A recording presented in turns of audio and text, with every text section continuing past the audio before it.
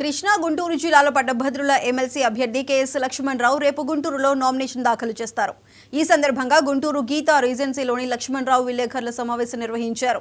2007లో శాసనమండలి పునరుద్ధరించిన నాటి నుండి పీడీఎఫ్ ఎమ్మెల్సీలు నిర్మాణాత్మక ప్రతిపక్ష పాత్ర పోషిస్తున్నారు. వివిధ రకాల సమస్యలను మండలిలో ప్రస్తావిస్తూ సమస్యల పరిష్కారానికి కృషి చేయడం జరిగింది.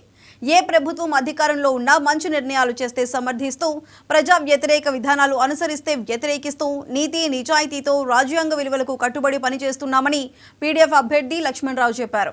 రేపు ఉదయం 10 గంటలకు గుంటూరు వెంకటేశ్వర విజ్ఞాన మందిరంలో సభ, అనంతరం కలెక్టరేట్కు ర్యాలీగా వెళ్లి నామినేషన్ వేయనున్నట్లు లక్ష్మణ్ రావు చెప్పారు.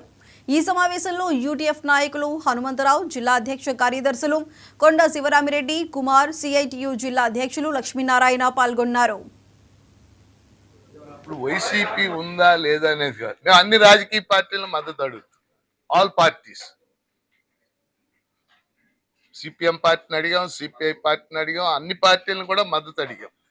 సో వాళ్ళు ఏం చేస్తారనేది మాకు తెలియదు. పార్టీలు తమ విచక్షణ ఉపయోగించి వాళ్ళు మద్దతు ఇస్తే మంచిది. ఏ పార్టీ అయినా తెలుగుదేశం మద్దతు కూడా తీసుకుంటాం, ఇస్తే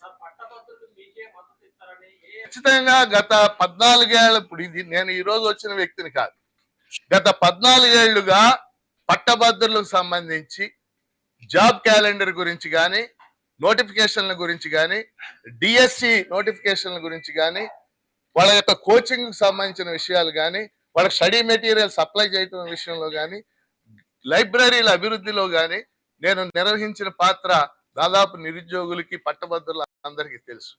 మీకు ఒక ఉదాహరణ చెప్పాలంటే డిఎస్సి ఉంది. ఈ రోజున డిఎస్సి గత ప్రభుత్వం దగ్గర నుంచి నోటిఫికేషన్ ఇవ్వాలని మేము ఘర్షణ పడతానే ఉన్నాం. ప్రభుత్వం, ఏ ప్రభుత్వం అయినా కానీ.